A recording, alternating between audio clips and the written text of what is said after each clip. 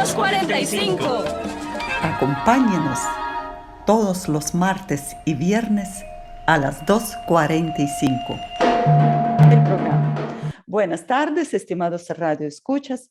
Hoy me gustaría compartir con ustedes una experiencia maravillosa que está relacionada con el diplomado en la Universidad Autónoma de México. Este diplomado es un curso de 45 secciones sobre los diferentes tópicos de 500 años de la música en México. En cada sección tenemos una o un conferencista que nos guía hacia nuevos estudios musicales, hacia nuevos puntos de vista sobre la música. Y yo diría no solamente la música mexicana. Y precisamente hoy ustedes podrían comprobar de cómo nuestra conversación revelará un mundo musical mucho más prolífico que va a pasar los límites regionales. Por ello, invité al programa una de las conferencistas e investigadoras de nuestro curso, Ireri Chávez Bárcenas, musicóloga, cuyas investigaciones versan sobre el periodo temprano de la modernidad, particularmente sobre la canción sacra en el mundo de Hispanoamérica, asimismo en la ópera italiana. Uno de los proyectos recurrentes de Ireri es sobre los villancicos sacros, asimismo sobre la cristianización del canto y baile náhuatl. Ireri, bienvenida al programa. Muchas gracias por la invitación. Como lo decía anteriormente, siempre es un placer estar en contacto, extender estos vínculos con nuevas audiencias, sobre todo cuando nuestro quehacer de investigación nos lleva a otros países fuera de Latinoamérica, poder tener la oportunidad de este tipo de invitaciones, de poder difundir nuestro trabajo con públicos más amplios, y en Latinoamérica siempre es un placer tener este contacto y esta charla. Muchas gracias por la invitación. Muchas gracias por su tiempo, Ireri, y por sus investigaciones. Ahora sí, yo quería compartir con nuestros radioescuchas precisamente que su exposición, usted inició a partir del tema que para mí fue, digamos, como una, no sé, un descubrimiento, la Nueva España desde una perspectiva global. Entonces, solo escuchando uno dice, pero ¿de qué estamos hablando? Y precisamente me gustaría que usted desarrollara este tema. Sí, claro, pues siempre estamos buscando nuevas maneras para entender el quehacer musical, no nada más, bueno, en mi caso, por ejemplo, en la Nueva España, pero también en otros espacios, en otras... cuando empezamos a investigar más sobre el pasado, por supuesto que estamos interesados en los vínculos internos y externos, ¿no? En la Nueva España y los vínculos que tiene, por ejemplo, con el virreinato en Perú, pero por supuesto que también hay muchos vínculos con España, con Italia, entonces de pronto nos empezamos a dar cuenta que la construcción geopolítica de hoy en día no es suficiente o no es acorde para poder entender el campo en el que nos estamos desarrollando. Entonces, esto, por supuesto, no es nada nuevo, ¿no? Pero entonces estamos también tratando de acudir a otras disciplinas, a la historia, a la antropología, a la historia del arte, y tratar de utilizar ciertos marcos teóricos que han servido para mirar la perspectiva de las artes, de las sociedades, desde un punto de vista distinto, sobre todo cuando nos ayuda a entender los fenómenos artísticos o musicales, ¿no? Entonces, nosotros tenemos una larga tradición, no solo en México, en Latinoamérica, pero por supuesto que también alrededor del mundo, ¿no? Una larga tradición desde el siglo XIX de pensar la música, la cultura, con un peso muy fuerte de nacionalismo, ¿no? Siempre queremos encontrar nuestros patrimonios nacionales, lo cual desprendió investigaciones magníficas, ¿no? O sea, mucha investigación de archivos, muchos planteamientos, porque siempre que encontraba los investigadores que encontraban música o arquitectura, siempre era, bueno, ¿cómo podemos entender las aportaciones culturales que se hicieron desde nuestro país, ¿no? Y esa fue una mirada y que fue muy útil en su momento. Pero cuando miramos el pasado, nos damos cuenta que esos no eran los límites.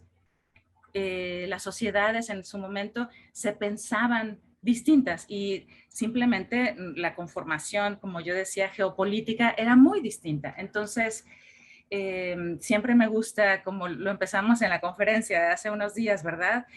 Mostrando mapas. Para mí los mapas son muy reveladores, los mapas, sobre todo los mapas históricos, ¿no? Cuando vemos un mapa del siglo XVII, del siglo XVI, por ejemplo, cómo se pensaba en su momento, cómo se concebía el mundo, cuáles eran las relaciones, nos pueden hablar mucho de cuáles eran las relaciones, las relaciones sociales, ¿no? Cómo giraba el mundo en ese entonces. Entonces ahí es muy revelador porque no, o sea, para empezar, no existe un México. Hay una Ciudad de México, por supuesto, pero la Nueva España es mucho más amplia, va más allá de nuestro límite continental, porque tenemos que pensar, por ejemplo, en las Islas Filipinas, tenemos que pensar en el territorios hacia el sur, Guatemala, que era una zona muy importante en la Nueva España y que musicalmente es muy importante hoy en día por los archivos y ¿no? que se conservan. Asimismo, pues hacia el norte, o sea, las misiones de California, que en su momento, sobre todo el siglo XVII, pero siglo XVIII, bueno, no había allí una línea divisoria, ¿no? Entonces, creo que esto simplemente es como un comienzo, como una manera de mirar al pasado y tratar de entenderlo desde un punto de vista distinto. Y hay investigadores que han estado hablando de este nuevo concepto global. Por ejemplo, Serge Krusinski, me tocó en mi doctorado, tomé un seminario con él, pero bueno, él ha escrito desde hace, no sé, algunos 15, 20 años, ha escrito sobre esta conciencia de la edad moderna global, ¿no? También tenemos, por ejemplo, al historiador John Eliot, que escribió sobre los imperios de inglés y español, y también pensando en una historia comparada, pero entonces, ¿cómo podemos entender mejor el fenómeno de estos dos grandes imperios transatlánticos? Entonces, bueno, se entiende si uno se abre un poco hacia el mundo y lo entiende con una perspectiva distinta, ¿no? También usted decía precisamente de esos estudios transatlánticos, ¿verdad? Y me pareció interesante que, como acaba de mencionar, Filipinas, ¿verdad? Que pertenece a Asia, después pasa a España, que es Europa, y de pronto estamos hablando del nuevo mundo aquí en América. Pero bien, había como una orden, ¿verdad? Religiosa que también unía, ¿verdad? Estas músicas, ¿o no? O sea, ¿hay alguna ente específica o simplemente hablamos de las sociedades que regían debajo de una cúpula, ¿verdad? No sé, de España, ¿verdad? Española. Bueno, ¿Cómo es que es? específicamente desde el punto de, o sea, si estamos pensando en la música, en la práctica musical, sobre todo en las fuentes que conservamos hoy en día para analizar la música de los siglos XVI, XVII y XVIII, pues es muy útil pensar en la expansión del cristianismo, ¿no? Del catolicismo.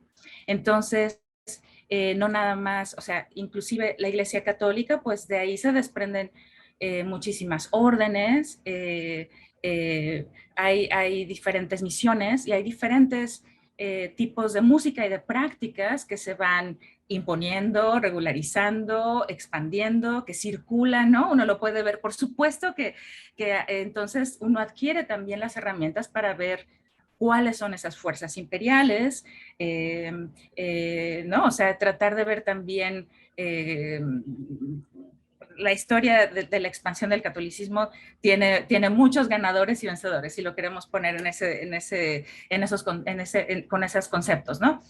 Pero, y específicamente sobre las Islas Filipinas, por ejemplo, hay un investigador hoy en día, David Irving, que está trabajando específicamente a la orden jesuita, ¿no? Entonces, ese es otro planteamiento, otra manera de ver estas relaciones globales, por ejemplo, en donde puedes analizar cuáles son los puntos. Eso, por ejemplo, la música de las órdenes de las Filipinas en el mundo, pues son muy amplísimas. Entonces, se establece como todo este mundo de redes que te direcciona a puntos ¿no? en el globo muy específicos, y que entonces uno puede pensar prácticas que en su momento se pensarían muy locales, y en realidad pues no hay nada nuevo bajo el sol, ¿no? O sea, lo que están practicando en las Filipinas posiblemente también se esté practicando en la Nueva España, posiblemente también en el Perú, así como en África, ¿no? Entonces,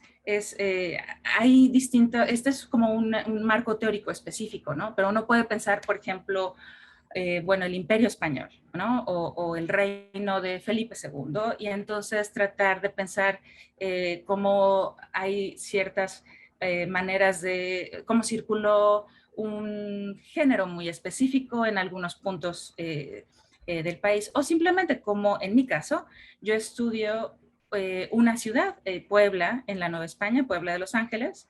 Entonces, para mí es muy interesante o muy importante conocer detalles específicos de la ciudad y cuáles son las conexiones, por así decir, internacionales, que este concepto internacional no existe, por supuesto, es anacrónico, pero entonces, ¿cuáles son estas conexiones fuera de la Nueva España que son importantes para lo que me concierne a mí, para una práctica local, ¿no? Entonces se puede ver práctica local, pero que tiene una resonancia también con otras prácticas globales. Precisamente eso yo quería preguntar, porque ya tuvimos 6 secciones y me llamó mucha atención que todas las secciones han llegado no hacia Roma, sino a Puebla de Los Ángeles. O sea, y también me llamó atención que han llegado a hablar sobre un género específico, que es villancico. O sea, 6 investigadores que se presentaron tenían que tomar Puebla de Los Ángeles y villancicos. ¿Qué está pasando ahí o qué pasó? Cuéntenos. Puebla de Los Ángeles es un fenómeno, o sea, hay mucho interés, no nada más en la música, sino en general. Hoy en día, por ejemplo, en cuestiones de... Es que es una ciudad fascinante por muchos sentidos. Por supuesto, hoy en día es una ciudad a la cual vale mucho la pena visitar, etcétera, etcétera, ¿no? Pero pondría varios puntos, ¿no? Uno es que tiene un acervo musical muy importante, comparable al de la Ciudad de México. Es muy interesante porque por mucho tiempo se ha estudiado mucho la música en los capitales, en los grandes centros urbanos, ¿no? Entonces, la Ciudad de México, por supuesto que siempre ha sido como el centro de investigación, ¿no? Pero resulta que Puebla, sobre todo en el siglo XVII, jugó un papel muy importante en donde siempre había una especie de competencia entre las sociedades de Puebla con la sociedad de México. Entonces, sobre todo a inicios del siglo XVII, la conformación de la capilla musical de la catedral, digamos que aceleró su proceso, o sea, no solamente en cuanto a la organización, sino también, por ejemplo, en cuanto al presupuesto, el dinero que se invirtió en la catedral en las primeras décadas, lo que conservamos hoy es un reflejo de lo mucho que se hizo, ¿no? O sea, no solo en la construcción de la segunda catedral, del segundo edificio, se construyeron 2 órganos, se terminaron libros de coro, o sea, se contrataron muchísimos músicos, siempre contaba con los mejores músicos de la Nueva España, o sea, Puebla, México, ¿no? Pero también la ciudad de Puebla tiene como una fascinante historia de una automitología. Es esta ciudad de Los Ángeles que se fundó en un territorio que no, donde, digamos, en un territorio virgen, un territorio nuevo, y entonces, vaya, la historia de la fundación es fascinante. Y la conformación social también. Entonces, hay muchos estudios, por ejemplo, recientemente sobre la esclavitud y el papel de la Nueva España en la esclavitud de africanos en el mercado de esclavos. Resulta que Puebla jugó un papel fundamental. Entonces, es interesante conocer, por ejemplo, los documentos históricos para poder entender este fenómeno social. Por ejemplo, si estamos analizando historia económica, los obrajes, la industria textil en Puebla en el siglo XVII es muy importante y hay documentos que pueden, con lo que uno puede entender diferentes situaciones y conformaciones sociales de la época. Es decir, Puebla da para muchísimo, para historiadores, para arquitectura, para música, yo creo que en estos últimos meses hemos visto la publicación de varios libros acerca de Puebla y seguiremos viendo más en los próximos 10 años. Y en música, por supuesto, o sea, y también hay un interés muy particular hoy en día sobre el estudio de los villancicos. Entonces, no es una coincidencia que muchos de nosotros hemos estado viendo el fenómeno de Puebla, viendo el fenómeno de las sociedades y estudiando el fenómeno de los villancicos, también de la representación de las sociedades de su época en esta música. Ahí precisamente ya nos acercamos a villancicos. Y usted sí, en su texto, que también recomiendo a leer, que se llama Voz, Afecto y Representación Náhuatl, en la canción vernácula del siglo XVII, ¿verdad? Usted sí está hablando sobre villancico y dice que es el único género musical en que la gente podría escuchar textos nuevos en el idioma vernáculo, ¿verdad? Entonces, aquí me gustaría que usted nos presentara precisamente, está hablando sobre 4 villancicos, ¿verdad? Particulares, que están escritos en el idioma indio. ¿Podría contarnos precisamente acerca de esos villancicos?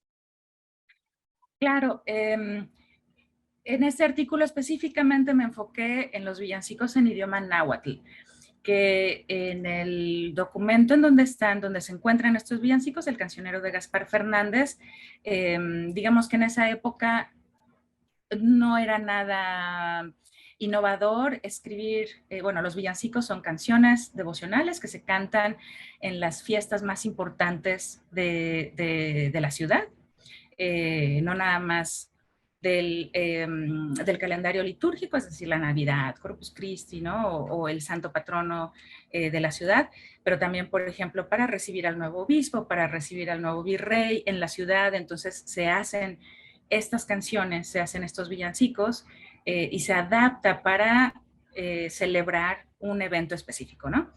Entonces, en este momento sabemos que es algo culturalmente, digamos que la moda o es algo que gusta mucho en la cultura hispana, es el canto en lengua romance o en lengua vernácula, que quiere decir que no es en latín, ¿no? Como sabemos en esta época, en el siglo XVI, XVII, XVIII, la mayor parte de la música que acompaña a la liturgia en la iglesia se hace en latín, así como el resto de las oraciones, todo se hacía en latín. Así que el único momento en el que la gente puede escuchar algo en su idioma, pues es cuando se cantan los villancicos, ¿no?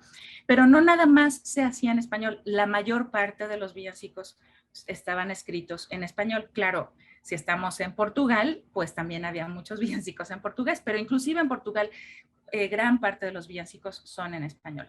Entonces, dentro de esta, digamos, de este contexto, también hay una tendencia a utilizar ciertas convenciones literarias para representar ciertos grupos sociales que provienen de regiones muy específicas o que tienen alguna, que los pueden identificar con etnias muy específicas. Dentro de toda esta como categoría, subcategoría, tenemos los villancicos que en este documento están descritos como villancicos en indio. Y lo interesante aquí es que obviamente en indio el idioma que se utiliza es el náhuatl, porque el náhuatl era la lengua franca entre las comunidades indígenas en la Nueva España. Era el idioma, digamos, el idioma madre de la Mesoamérica, y aunque no fuera el idioma materno de cierta comunidad, era el idioma con el que la mayor parte de la comunidad se podía comunicar con otras comunidades indígenas. Entonces, aquí, por ejemplo, el trabajo de lingüistas es muy importante para entender el fenómeno lingüístico en la época, cuáles son las lenguas que se hablan en las calles, en la Nueva España, en ese pasado del que parece que conocemos tan poco. Entonces, ha habido algunos investigadores que nos han como revelado pues que el náhuatl era la lengua que se hablaba en las calles, digamos la gente común y corriente en las calles hablaba uno, dos o hasta tres idiomas, uno de ellos el español, pero entre comunidades indígenas el idioma que dominaba era el náhuatl. Entonces, no extraña que estas canciones, o que si se va a celebrar una festividad importante, pues que haya también una canción en este idioma, ¿no? Entonces, en este cancionero, que como decía yo es un documento muy importante, tiene aproximadamente 300 canciones en lengua romance, encontramos 4 villancicos en náhuatl, que si lo pensamos, en realidad parecerían muy pocos, ¿no? Son muy pocos porque sabemos que los villancicos en náhuatl eran hasta cierto punto comunes, es decir, se encuentran testimonios o escritos en donde sabemos que se cantaban estos villancicos en el idioma, en los idiomas indígenas, ¿no? Entonces, es muy interesante tratar de entender cómo se representa, no necesariamente cómo se ve al indio, ¿no? Cómo se ve al indígena, pero cómo se representan estos personajes en estas 4 canciones. ¿Qué podemos aprender de este análisis literario, cultural? Aunque también es muy limitada nuestra mirada, porque tan solo son 4, o sea, no podemos establecer una regla muy específica para decir así era, ¿no? Porque tenemos solo esta mirada, pero podemos encontrar ciertas similitudes y ciertas conexiones. Lo que yo me encontré con estas canciones es que representan al indígena, pero no nada más a cualquier indígena. Las comunidades indígenas eran muy diversas también. Se interesan por la representación del indio pobre, del indio trabajador, del indio que no necesariamente que sufre, pero el indio humilde, ¿no? El indígena humilde. El macehual, que es macehual es, digamos, la traducción es como el indio común, ¿no? No el noble. Entonces, y también estos 4 villancicos son para la Navidad, para la fiesta de la Navidad. Entonces, hay esta especie de lenguaje muy íntimo en donde un indígena se aproxima al niño Jesús, ¿no? Y le canta. Esto es como una pintura, ¿no? Una representación de la adoración de los pastores, en donde vemos que uno de los pastores, pues es un indígena nahua, que se acerca a cantarle una canción de cuna al niño o a decirle, niño, ¿por qué lloras? Es decir, hay una especie de intención como de ternura, de empatía por el niño, de preocupación, ¿no? Es esto lo que se ve.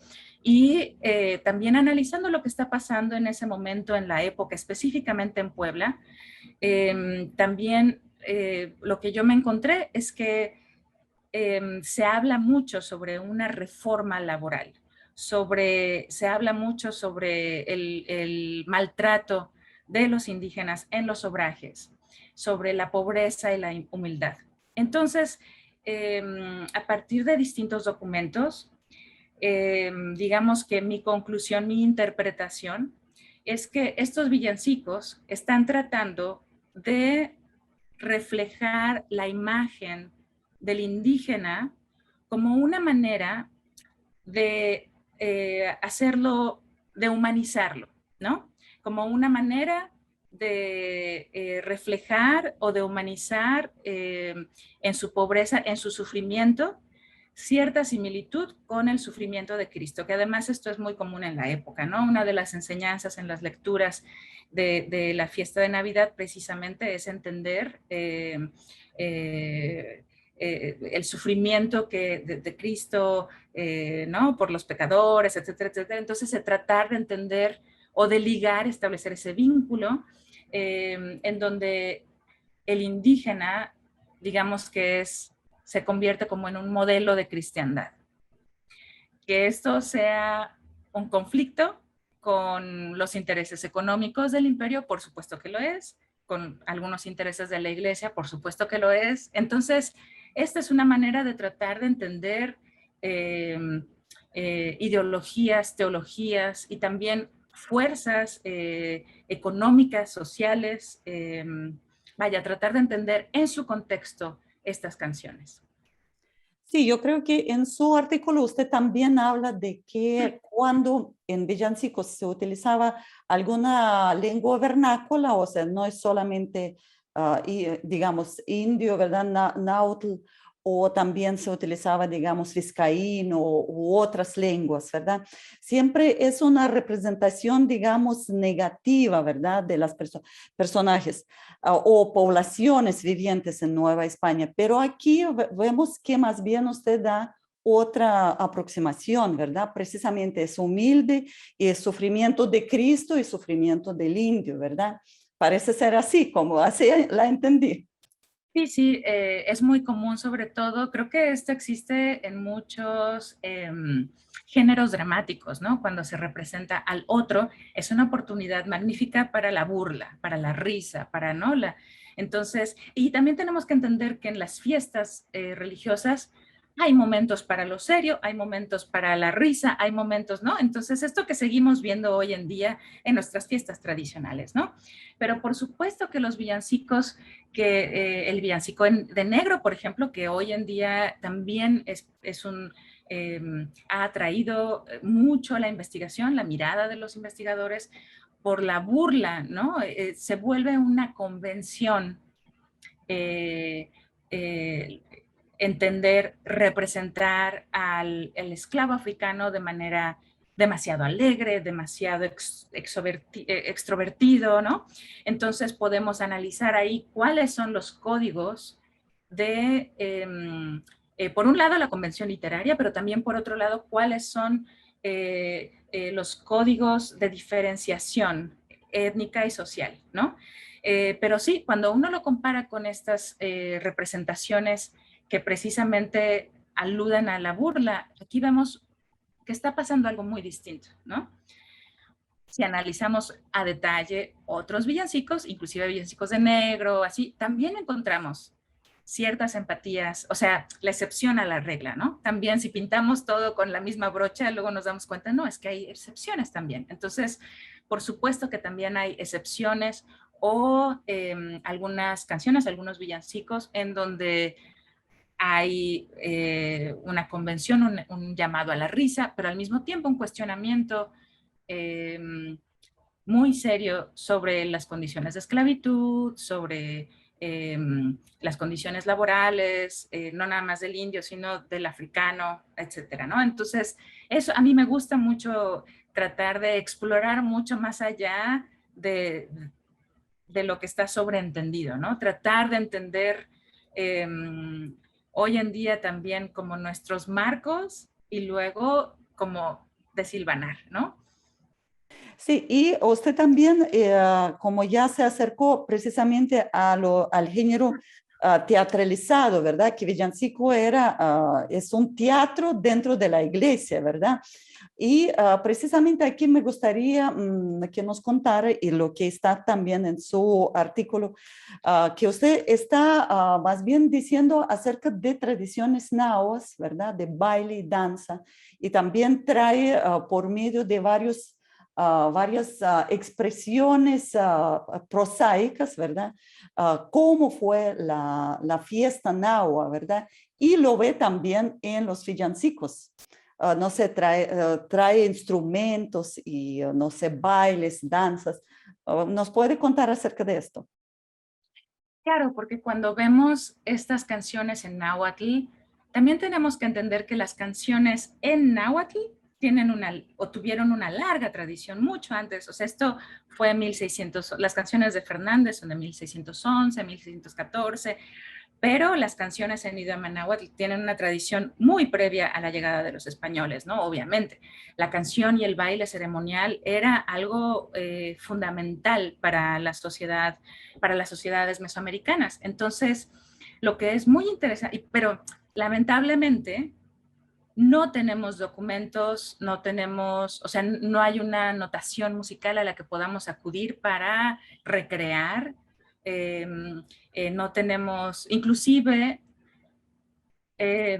los textos que hoy en día se conservan de canciones en náhuatl fueron escritos ya en la época de los españoles, ¿no? O sea, y tienen un propósito muy específico. Entonces, los pocos documentos a los que podemos acudir son las descripciones de misioneros, conquistadores, cronistas de la época, que aparentemente se topaba, o bueno, fueron testigos, ¿no?, de estos eventos.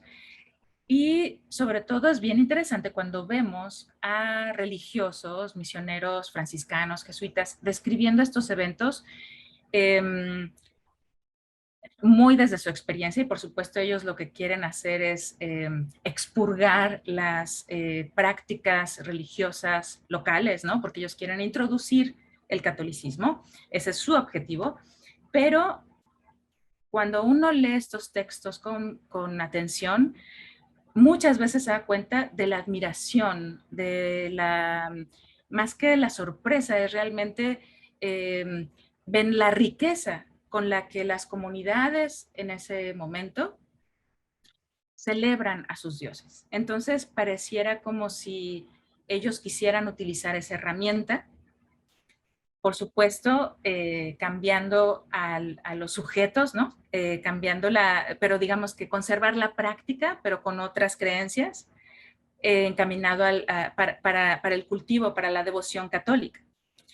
Y esa, más allá de las descripciones, tenemos muchos testimonios y, como decía, las colecciones de las canciones, traducciones.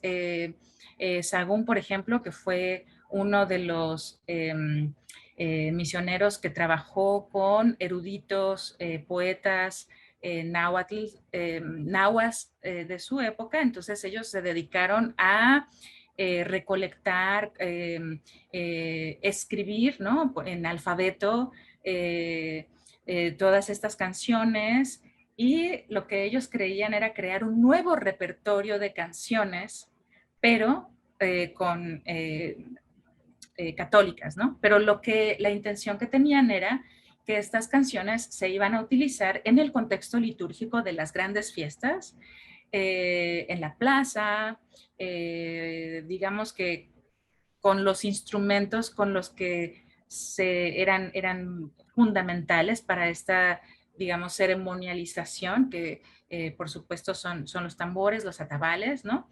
Entonces, es bien interesante cómo a lo largo del siglo XVI, inicios sobre todo en el siglo XVI, pues encontramos que danzantes, el canto y la danza son,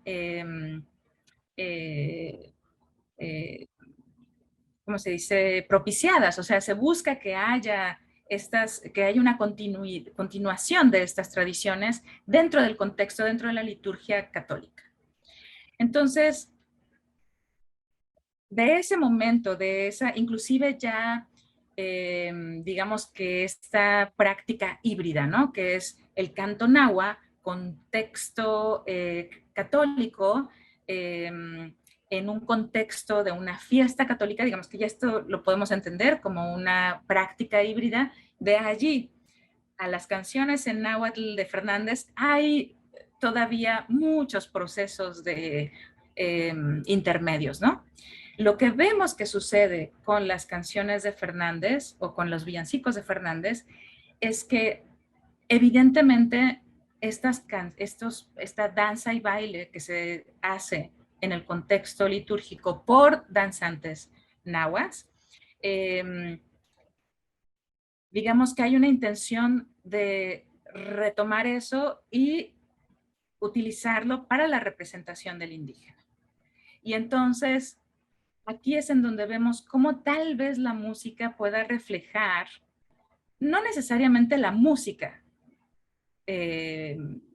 ¿no? Nahua, sino la idea que tuvo el compositor en su momento como para una influencia, como él quería transmitir este sentido de la tradición náhuatl, ¿no? Entonces, por eso digo, de las músicas, de las tradiciones nahuas al villancico, hay muchas cosas, como digamos, in between, ¿no? Es una representación, como lo entiendo yo, como lo veo mi interpretación, es que el villancico es un reflejo de estas prácticas anteriores. Y tal vez ni siquiera los 4 villancicos, ¿no? Pero algunos villancicos, vaya, creo que es muy evidente que una de las maneras en las que querían representar a los indígenas era en su contexto ceremonial. Y sí, ahora sí me resultó todo tan claro. Espero que así nuestros radioescuchas también se compenetran, ¿verdad? Con estas ideas. Ahora sí, Irene, yo quería preguntar sobre otro villancico que usted analizó ya en otra conferencia, y es villancico de Sor Juana de la Cruz. Me llamó mucha atención que varios compositores, o sea, estamos hablando de poetisa, ¿verdad? De poesía de este villancico de Sor Juana, pero también en épocas posteriores, 2 compositores, usted trajo un guatemalteco y otro boliviano, con el mismo texto, pero donde está emitido algunas cosas. ¿Nos puede contar precisamente de este villancico? Me pareció interesantísimo. Sí, este es un caso fascinante que no es necesario, esto ya está al margen de mi campo de estudio, y esto tiene que ver con trabajo de otros investigadores, pero es bien interesante porque algo que pasa con los villancicos de Sor Juana, por supuesto, como ustedes saben, esta poetisa, ¿no? La Fénix de América, como se le conocía en su momento, pues muy famosa, muy fascinante.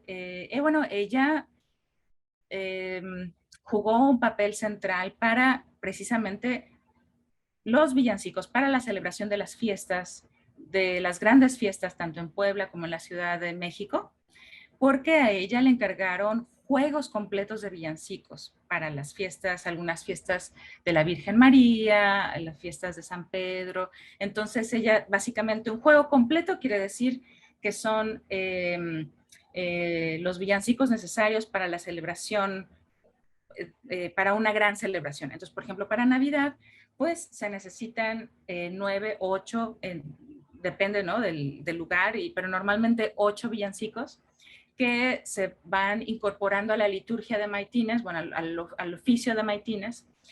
Como ustedes saben, el oficio de Maitines se divide en 3 partes, 3 nocturnos, donde hay oraciones, hay lecturas, y después de las lecturas hay responsorios, y entonces hay un momento de lección, hay un momento de la lectura de la Biblia, y luego hay un momento cantado.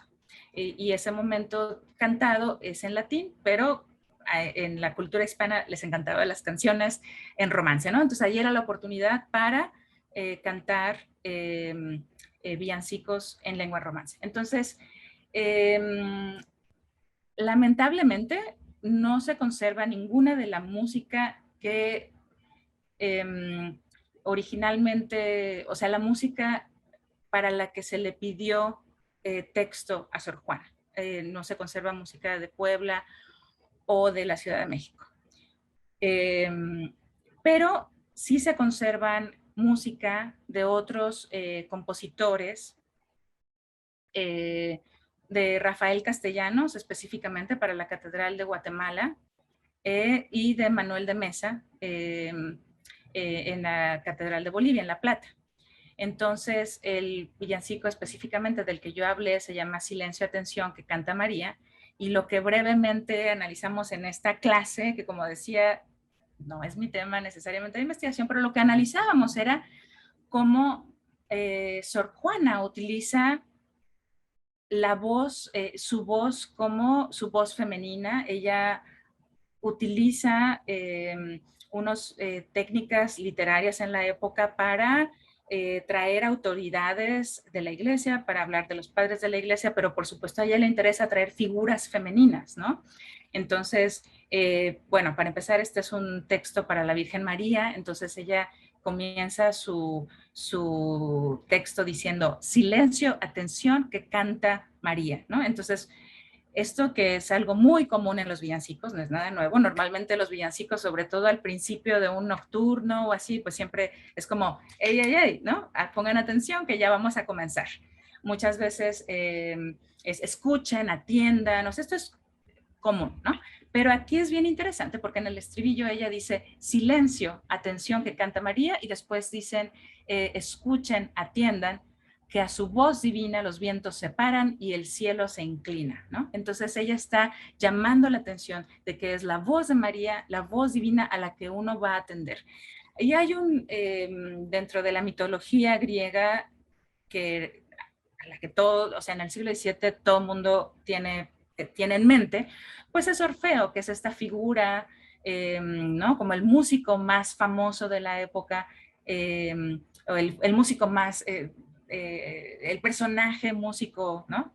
Que él famosamente, lo que se decía pues en la mitología era que hacía que las rocas lloraran y que detenía el viento, que hacía que los pájaros dejaran de cantar, ¿no? O sea, su música es tan maravillosa que detiene a la naturaleza, ¿no? Entonces aquí, digamos que se le está dando a la Virgen, a la voz de la Virgen, una especie de agencia similar a la de Orfeo, ¿no? Que es un personaje femenino, entonces es muy importante. Pero luego en la primera copla hace una referencia a la voz de María como si ella fuera, se le llama la maestra divina de la Capilla Suprema.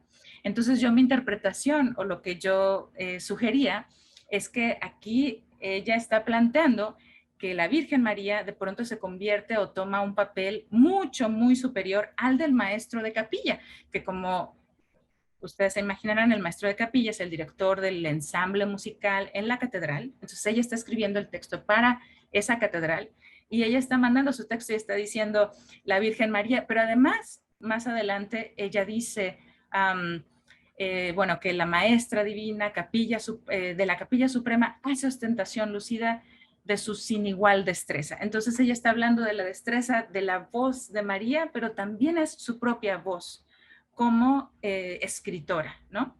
Entonces, es bien interesante entender de qué manera estos compositores, a un siglo después de que Sor Juana escribió estos textos, cómo ellos interpretan, eh, y es muy interesante porque pareciera como si suprimieran precisamente estos detalles en donde la voz femenina de Sor Juana tiene cierta injerencia. Entonces parece como si censuraran o como si, eh, sí, como no hay, es muy común también, quiero decir esto, que los compositores van a adaptar los textos a la circunstancia, que cambian ciertas palabras, que no, pero es muy interesante que justo a las palabras a las que atienden tienen mucho que ver con esta voz femenina de Sor Juana, ¿no? Entonces,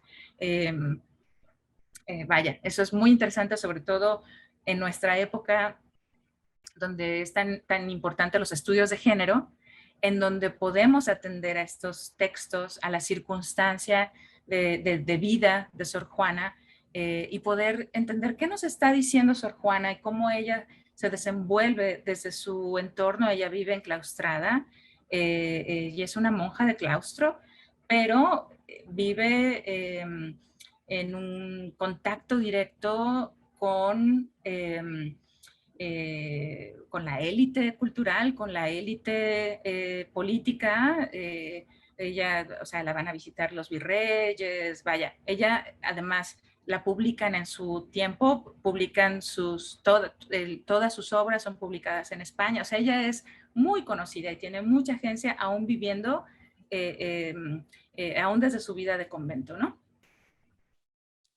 Bueno, Irene, de verdad, muchísimas gracias por sus palabras, por sus investigaciones y lógicamente ya en el programa, después de terminada la entrevista, ya voy a sugerir a nuestros radioescuchas para que busquen sus textos en la red, por dicha hay bastante. Y bien, y de verdad me da mucha alegría que usted accedió a esta entrevista y quería preguntar si usted no está de acuerdo la posicionamos en YouTube, en nuestro canal, no hay ningún problema, ¿sí? Claro que sí, sí. Ah, bueno, perfecto. Bueno, imagino mañana nos vemos o en estos días, ¿verdad? En la Sí, clase. ¿Sí? claro. Antes de terminar, quiero recomendar, por si los lectores quieren saber más de Sor Juana, justamente se acaba hace un par de años, se publicó un libro bien interesante que precisamente estudia la voz de Sor Juana, la voz femenina, la voz musical. Se llama Sarah Finley, Finley, y su libro se llama Hearing Voices. No necesariamente, sí habla sobre este villancico, pero bueno, este libro es fascinante, entonces lo recomiendo mucho a los lectores por si quieren echarle un ojo, ¿no? Ujú. Ah, bueno, muchas gracias. Y yo voy a poner también en la descripción del video algunos artículos suyos, ¿verdad? Y también de Sarah Finley, ¿verdad? Sí, para que busquen. Perfecto. Irene, de verdad, muchísimas gracias. Sí, y nos Muchas vemos gracias. pronto. Sí. Hasta luego. Hasta luego. Gracias.